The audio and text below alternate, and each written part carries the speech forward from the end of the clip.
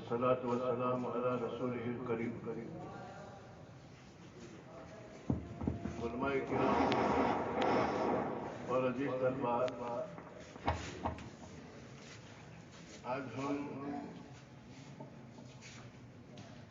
یہاں جو جمع ہوئے ہیں 15 اگست ہے اور آزادی کا جھنڈا لہرانے کی نسبت سے جمع ہوئے. یہ جو جھنڈا ہم نے لہرایا اس کے پیچھے بہت لمبی چوڑی تاریخ ہے اور لوگوں نے اس تاریخ کو کتابوں میں مرتب کیا. اس کو پڑھو تو ہندوستان میں جو انگریز آئے اور کئی سال تک انہوں نے اپنا پنجہ جمایا اور ہندوستان کے وطنوں کو، اہل وطن کو غلام بنایا اور ذلت کے ساتھ، خواری کے ساتھ لوگ ان کے ماتحت رہنے لگے. تو ہندوستان میں جتنی قومیں ہیں ہر ایک نے اپنی صلاحیت، دماغی صلاحیت، طاقت کی صلاحیت، مال کی صلاحیت ہندوستان سے انگریزوں کو نکالنے کے لیے صرف کی. اس کی لمبی چوڑی تاریخ ہے. اس کو پڑھنے کے لیے کئی دن چاہیے، سمجھنے کے لیے. اس کو ہم مطالعہ کریں اور پڑھیں تو کتنے اصول قربانی دینے کے ہمارے سامنے آئیں گے. خیر، مختصر بات یہ ہے کہ جھنڈا جو ہم نے لہرایا تو ہم اس کی حقیقت بھی جانیں، اس کی تاریخ بھی معلوم کریں کہ ہے کیا. یہ کوئی صرف رسم نہیں ہے، یہ ہمارے اندر آزادی کے لیے، عزت نفس کو حاصل کرنے کے لیے دماغ کے اندر ایک خاص قسم کے قربانی کو یاد تازہ کرنے کے لیے. یہ جھنڈے کا مختصر تعارف کیا ہے؟ دیکھو، یہ جھنڈا لہرایا، اس کے اندر 3 کلر ہیں: کیسری کلر، سفید کلر اور گرین کلر. تو ہمیں بچوں معلوم ہے کہ وہ کلر کیا ہے. یہ جو کیسری کلر ہے، زعفرانی کلر ہے، یہ گویا کہ ہمارے دماغ کے اندر ایک تصور مضبوط پیدا کرتا ہے کہ اس ملک کی ترقی کے لیے اور اس کو باقی رکھنے کے لیے اپنے آب و تاب اور آن شان کے ساتھ اپنے سے جتنی ہو سکے مقدور کے بقدر، اپنی طاقت کے بقدر قربانی دے. کہ زعفرانی کلر ہمارے دماغ میں آج اپنے ملک کو اگر قربانی کی ضرورت پڑے تو ہمارے دماغ میں خیال مضبوط کرتا ہے کہ ہم قربانی کے لیے کوئی قیمت پر تیار ہو جائیں گے. ملک کی سلامتی کے لیے، امن کے لیے، امان کے لیے، اس کی یکجہتی کو باقی رکھنے کے لیے، آپس میں محبت کو باقی رکھنے کے لیے. جب کبھی بھی دیش کے اوپر کوئی نفرتوں کا حملہ ہو، کوئی ایسا حملہ ہو کہ اس کی یکجہتی کو تار تار کر دے، تو یہ کلر ہمارے دماغ میں خیال پیدا کرتا ہے، مضبوط تصور پیدا کرتا ہے کہ ہم ہماری طاقت کے بقدر یکجہتی اور دیش کی ترقی، آن بان شان کو باقی رکھنے کے لیے قربانی دیں گے. یہ کیسری کلر، زعفرانی کلر یہ خیال پیدا کرتا ہے. دوسرے نمبر پر بیچ میں سفید کلر ہے. تو میرے بچوں دیکھو، ہم سمجھو یہ سفید کلر کا مطلب ہے کہ ہندوستان میں رہنے والے جتنے ہیں آپس میں ایک دوسرے سے اپنے دل کو صاف رکھے، کاغذ کی طرح. جیسے سفید کاغذ ہے، سفید کاغذ کے اوپر کوئی داغ نہیں. اسی وقت ملک کی حفاظت ہوگی، ملک کی سالمیت باقی رہے گی، ملک کی شان اور وقار باقی رہے گا کہ یہاں کے رہنے والے آپس میں محبت سے رہے، اتفاق سے رہے، جوڑ سے رہے. ہندوستان کے کسی کونے میں کسی ناگرک کو تکلیف ہو تو ہزاروں کلومیٹر ہندوستان میں رہنے والا اپنے دل میں اس کی تکلیف کو محسوس کرے. اس کا درس دیتا ہے، اس کا سبق دیتا ہے سفید کلر. تیسرے نمبر پر گرین کلر ہے. یہ گرین کلر ہم کو سبق دیتا ہے، آج ہم کو سبق پڑھاتا ہے مضبوطی کے ساتھ کہ اس دیش کی ہریالی کے لیے، خوشحالی کے لیے، اقتصادی اور ہر طرح سے ترقی کے لیے ہم محنت کریں، کوشش کریں اور اس کی ہریالی کو باقی رکھنے کی فکر کریں. اور اس کے بیچ میں دیکھو چکر ہے، وہ یہ رواں دواں ہوتا ہے، چکر کبھی تھمتا نہیں، وہ چلتا ہی رہتا ہے. یعنی ہم اپنے تھوڑا وقت نکل کر ہر وقت اس ملک کی خوشحالی کے لیے، ترقی کے لیے، ان کو آگے بڑھانے کے لیے رواں دواں رہے، ٹھہرے نہ، اپنے آپ کو روکے نہ. کوئی بھی موڑ آ جائے اور اس ملک کو آگے بڑھانے کا، تو اس کی آبیاری کرنے کے لیے، اس کی ہریالی کو باقی رکھنے کے لیے ہم تیار رہے. یہ اس بات کا سبق دیتا ہے اور یہ رواں دواں رہنے کا سبق دیتا ہے کہ ہم اس کے لیے حرکتیں کریں، کام کریں، صحیح کریں. یہ اس کا مختصر تعارف ہے. یہ قومی پرچم ہے، قومی نشان ہے، جیسے بہت سارے قومی نشان اس طرح سے. دوسری بات یہ ہے کہ یہ پرچم نتیجہ اور ماحصل ہے کہ اس کے پیچھے انگریزوں کو ہندوستان سے نکالنے کے لیے کتنی قربانیاں دی، تب جا کے پرچم ہمارے سامنے آیا ہے. ہندوستان میں عیسوی سن 16 کے آجو باجو ایسٹ انڈیا کمپنی نے دخل لیا. اس وقت ہندوستان کے اندر جہانگیر بادشاہ تھا. 15ویں عیسوی سن کے اندر بابر ہندوستان میں آیا. ان کی وفات کے بعد ہمایوں آئے، ہمایوں کے بعد اکبر آئے مختصر، اور اکبر کے بعد ان کے بیٹے جہانگیر نے لگام سنبھالی، اور جہانگیر کے بعد شاہجہاں، اور شاہجہاں کے بعد عالمگیر رحمت اللہ علیہ، اور سب سے اخیر کے اندر جو بادشاہ جہاں سے انگریزوں نے گرفتار کیا وہ بہادر شاہ ظفر. تو اس جہانگیر کے زمانے میں اس انڈیا کمپنی ہندوستان میں آئی اور دھیمے دھیمے سورت میں، احمد آباد میں، کلکتہ میں، بمبئی میں تجارت کی کوٹھی ڈالی. اور یوں کہا کرتی ہے کہ ہندوستان تو سونے کی چڑیا ہے، سونے کی چڑیا ہے. اس میں حرص اور لالچ پیدا ہوئی کہ یہاں سے کچھ کمائے، تجارت کرے. لیکن یہاں کی حکومت کے امور میں دخل دینے لگے اور دھیمے دھیمے اس مقام تک پہنچے کہ ان کا اتنا رسوخ ہو گیا کہ حکومت ان کو نظر انداز کرنا ان کے لیے ممکن نہیں تھا. پھر دھیمے وہ اپنا پنجہ جماتے رہے اور لمبی تاریخ ہے. مختصر یہ ہے کہ پھر ہمارے جن اس زمانے کے ہمدرد تھے ملک کے، انہوں نے ان کو محسوس کر لیا. تو سب سے پہلے سراج الدولہ، سلطان ٹیپو، ان لوگوں نے ان کو نکالنے کے لیے میدان جہاد میں آئے اور ان کے لیے اپنی جان شہید کر ڈالی. اس کے بعد باقاعدہ جنگ 1857 سے شروع ہوئی آزادی کی. ہندوستان سے انگریزوں کو نکالنے کے لیے ایسٹ انڈیا کمپنی نے برطانوی راج کو آنے کا راستہ ہموار کر دیا. چنانچہ 1857 میں ایسٹ انڈیا کمپنی کے بجائے برطانوی راج یہاں آ گیا اور ان کو ہٹا کے انہوں نے کیا ہے، سب حکومت کے اوپر لال قلعے پر قبضہ کر لیا. اور پھر وہ قبضے کو ہٹانے کے لیے سب سے زیادہ مسلمان مقابلے میں تھے، اس بنا کے اوپر کہ وہ عیسائیوں کو یہ تھا کہ ہمارا حریف صرف یہ قوم ہے، تو سب سے زیادہ ہم کو قربانی دینی پڑی.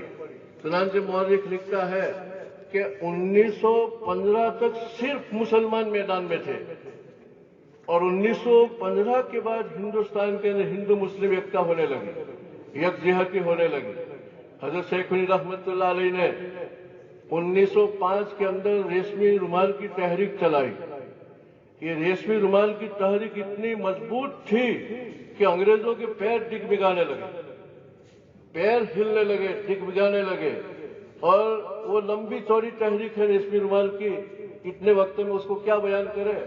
لیکن حضرت شیخ الہند رحمت اللہ علیہ کی یہ تحریک تقدیر پکڑی گئی.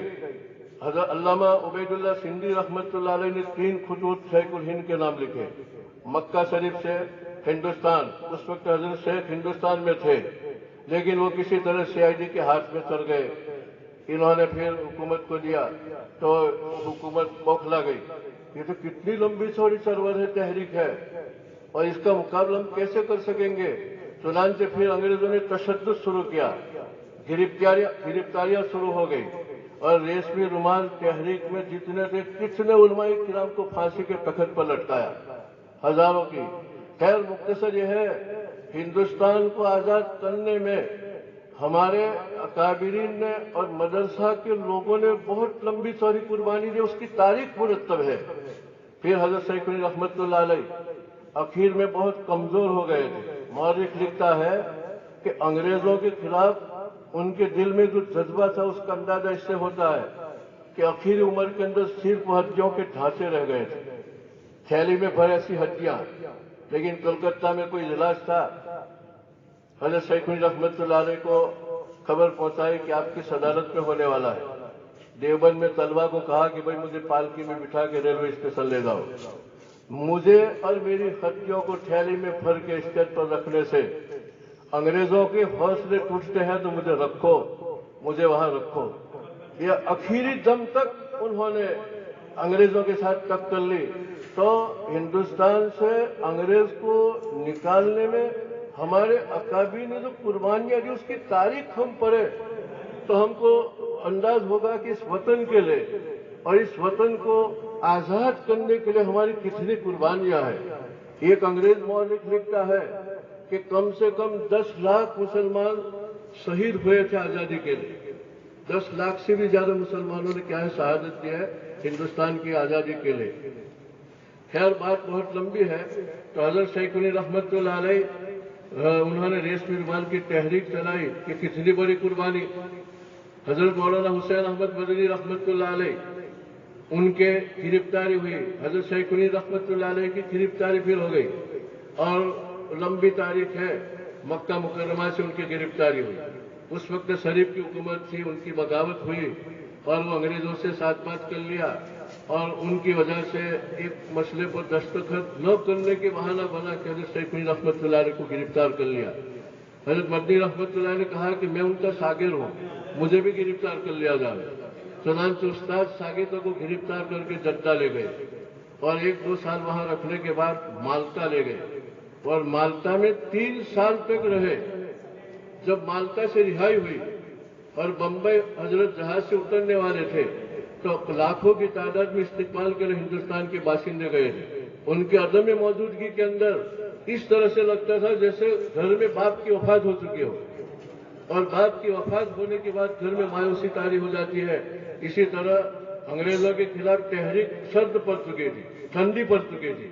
खैर तो हजरत सैयद को लेने के लिए महात्मा गांधी जैसे भी वहां पहुंचे थे, सरदार वल्लभ पटेल भी वहां पहुंचे थे और उनके उतरने के बाद नजी महफिलें हुई और तहरीक चालू ही रही, आजादी की तहरीक चालू रही। और उसके बाद जमीयत उलमा तकरीबन 1925-22 में मुनक्किद हुई, उसकी बिना पड़ी और 1885 में कांग्रेस की बिना पड़ी। और उस जमाने में तहरीक खिलाफत मोहम्मद अली और शौकत अली बिरादरी ने कायम की। ये 3 ताकतें मैदान में थी, कांग्रेस, तहरीक खिलाफत, जमीयत उलमा। और ये तीनों की वजह से पूरे हिंदुस्तान में हिंदू मुस्लिम की एकता हो गई। अब अंग्रेजों के पैर दिग्भिगाने लगे और इन लोगों ने हजारों किस्म की तहरीकें चलाई वक्त के एतबार से। कभी तर्क मुआलात का मतलब यह है कि अंग्रेजों को मायूस करने के लिए हिंदुस्तान से निकालने के लिए हमारे अकाबी ने यूं किया कि उनकी कोई चीज गैर मुल्की चीज को हाथ नहीं लगाने का। चुनांचे अंग्रेज लोग बाहर से शक्कर मंगवावे, कपड़े मंगवावे कि ये गैर मुल्की चीजों से बाइकाट, इसको कहे तर्क मुआलात। और एक अदम मुआवनत। अदमी मुआवनत के माने किसी कीमत पर उनको मदद नहीं करने की। अगर कोई अंग्रेज के दफ्तर में मुलाजमत हो तो मुलाजमत छोड़ दे। अंग्रेजों ने कुछ खिताबात दिए हो तो उसको भी क्या है उनको वापस कर दिया जाए, इनको मायूस कर दिया जाए। चुनांचे बड़े बड़े मनसब के मुसलमानों ने अपनी डिग्रियां हवाले कर दी और अपने खिताबात अंग्रेजों के हवाले कर दिए। इसी तरह अदलिया जो है, अदलिया ने जो कोर्ट कचहरियां हैं उनसे बाइकाट किया। और तीसरे नंबर पर एक ताकत उन्होंने ईजाद की, तर्क मुआलात, अदम मुआवनत और एक सिविल नाफरमानी। सिविल नाफरमानी में हुक्म उदूली का मतलब अंग्रेज का कोई हुक्म की फरमाबरदारी नहीं कर लेगी। चुनांचे नमक के ऊपर टैक्स पड़ा तो महात्मा गांधी ने दाढ़ी कुछ किया। ये गांधी اور ولبھ بھائی پٹیل ہمارے گجرات کے ہیں، پوربندر کے گاڑی ہے، تو انہوں نے احمد آباد سے داڑھی کچھ کیا اور داڑھی میں میٹھا نمک بنانے کا کام شروع کیا۔ حضرت مولانا حفظ الرحمان صاحب رحمۃ اللہ علیہ بھی انہوں نے بھی شرکت کی تھی داڑھی یاترا میں، اور یوں کہا کہ ہم ٹیکس کے حکم کو نہیں مانیں گے، حکم عدولی، سول نافرمانی، خالی ایک حکم کی نافرمانی نہیں، یہ تو ایک بہانہ تھا۔ اس بہانے سے انگریز حکومت کے جتنے فرامین ہو، جتنے منصور ہو، سب کی نافرمانی، چنانچہ وہ ایسے ہو گئے جیسے ہاتھ پیر نہیں۔ ترک موالات کی وجہ سے، عدم موالات کی وجہ سے، سول نافرمانی کی وجہ سے انگریزوں سے ایسا لگا کہ اب حکومت کس پر کرے، ان کے پیٹ ڈگمگانے لگے۔ رہتے رہتے رہتے انہوں نے 1947 کے اندر کیا ہے پورا دے دیا، یعنی یوں کہہ دیا کہ اب تم اپنا قانون بنانے کا تم کو اختیار ہے۔ چنانچہ قانون ساز مجلس کو قانون بنانے کے لیے دے دیا اور ہندوستان آزاد ہو گیا۔ خیر تو میں یوں کہہ رہا تھا کہ یہ جو ہم نے قومی پرچم کو لہرایا، یہ کوئی رسم نہیں، یہ ایک بہت بڑی تاریخ کی نشانی ہے۔ ہندوستان کی آزادی کے لیے ہمارے اکابر نے اور ہر قوم کے لیڈروں نے 1915 کے بعد ہندوستان میں جتنے سماج ہے، ہر ایک نے اپنی صلاحیت کو، اپنے لیڈروں کو، اپنی قوم کو قربانی کے لیے پیش کیا اور یکجہتی سے کیا ہے انگریزوں کو ہندوستان سے نکالا۔ یہ پرچم ہم کو سبق دیتا ہے یکجہتی کا، محبت کا۔ اگر پرچم لہرائے اور یکجہتی نہ ہو تو یہ تو کیا ہے بچوں کا کھیل ہے۔ یہ تو ہم کو سبق دے رہا ہے کہ یکجہتی پیدا کی جاوے، محبت پیدا کی جاوے، ہمدردی پیدا کی جاوے، نفرت کو دور کر لیا جاوے۔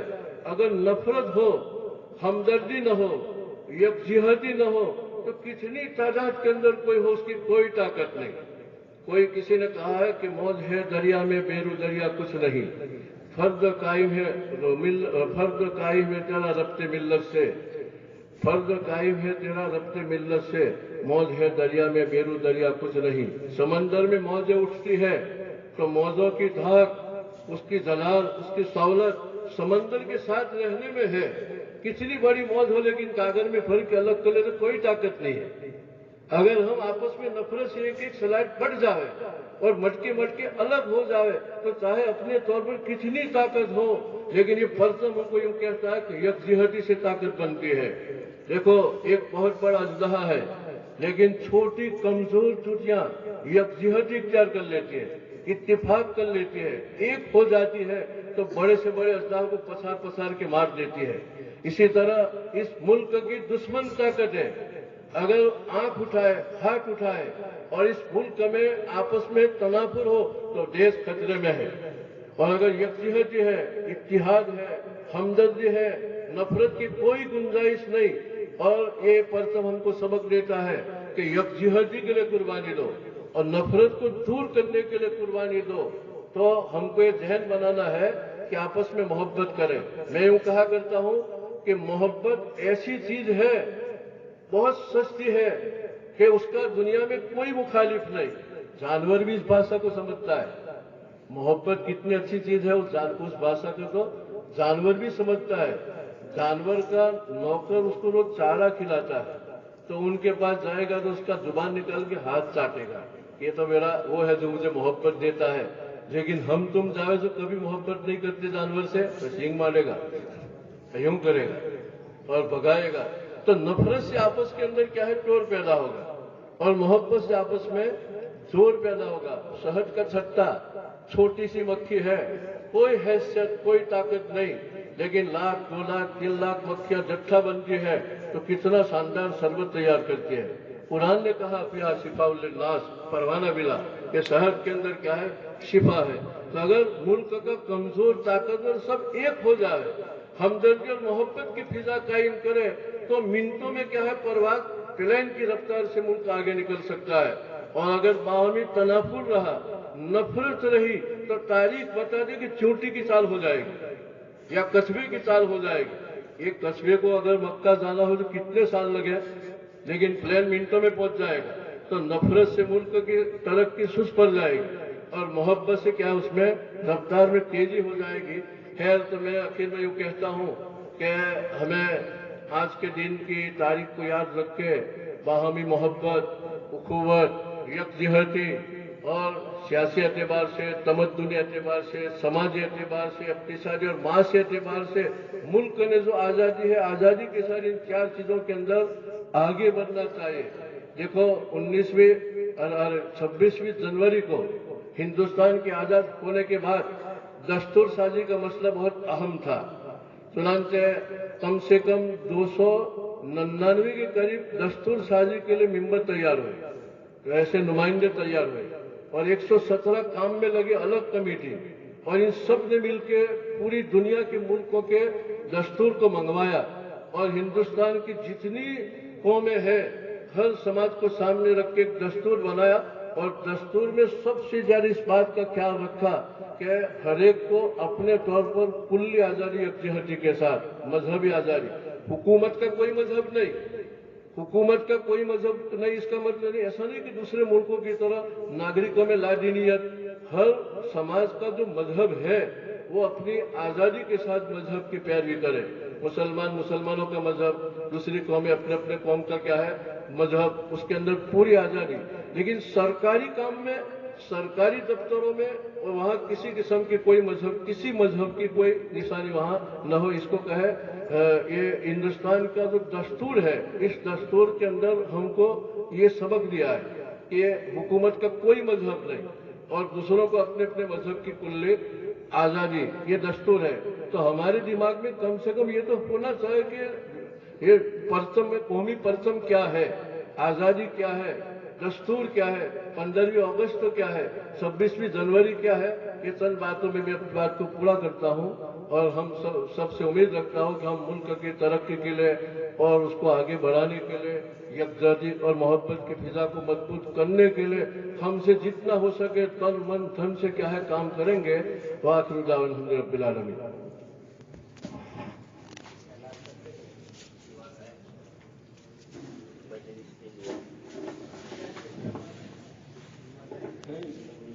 دعا کرو۔ سبحانک اللہم و بحمدک و تبارک اسمک و تعالی جدک و لا الہ غیرک۔ اللہم صلی علی محمد و علی آل محمد کما صلیت علی ابراہیم و علی آل ابراہیم انک حمید مجید۔ اے اللہ پاک ہمارے گناہ کو معاف فرما، اے اللہ ہم قصوروار ہے، اے اللہ ہمارے گناہ کو معاف فرما، اے اللہ ہم جس مقصد کے لیے یہاں جمع ہوئے ہیں، اے اللہ اس مقصد میں ہماری کامیابی عطا فرما۔ اے اللہ ہم تجھ سے سوال کرتے ہیں کہ اس ملک کو دشمن طاقتوں سے محفوظ فرما۔ اے اللہ اس ملک کے باشندوں میں باہم محبت پیدا فرما، باہم قوت پیدا فرما۔ اے اللہ آپس میں انسانیت کو سمجھنے کی توفیق عطا فرما۔ اے اللہ ہم تجھ سے سوال کرتے ہیں کہ ہم میں آپس میں محبت پیدا فرما، آپس میں قوت پیدا فرما۔ اے اللہ پاک ہمارے گناہوں کو معاف فرما اور دنیا کی فتنوں سے ہماری حفاظت فرما، باہمی طور کے اسباب سے ہماری حفاظت فرما۔ اے اللہ ہمیں ہمت عطا فرما، بلند عزائم عطا فرما، باہمی محبت کی مادہ عطا فرما، خلوص عطا فرما۔ اے اللہ خلوص کو اس ملک کے لیے استعمال کرنے کی توفیق عطا فرما۔ اے اللہ تیری رضا کے کاموں کے لیے ہر کام کرنے کی توفیق عطا فرما۔ اے اللہ باہمی محبت کو تیری رضا کے لیے ہو، باہمی اخوت تیری رضا کے لیے ہو۔ اے اللہ اس ملک کے ایک ایک باشندے کی خدمت تیری رضا کے لیے ہو، اس کے اسباب مہیا فرما، اس کی ہمت مہیا فرما۔ اے اللہ جن لوگوں نے اس ملک کی آزادی کے لیے، اس ملک کو آباد کرنے کے لیے جس لائن کی قربانیاں دی ہے، اے اللہ ہماری اکابر کی ان قربانیوں کو معاف فرما، قبول فرما۔ اے اللہ ان کی قربانیوں کو قبول فرما، ان سے تو راضی ہو جا۔ اے اللہ ہماری دعاؤں کو تیرے فضل و کرم سے قبول فرما۔ ربنا تقبل منا انک انت السمیع العلیم۔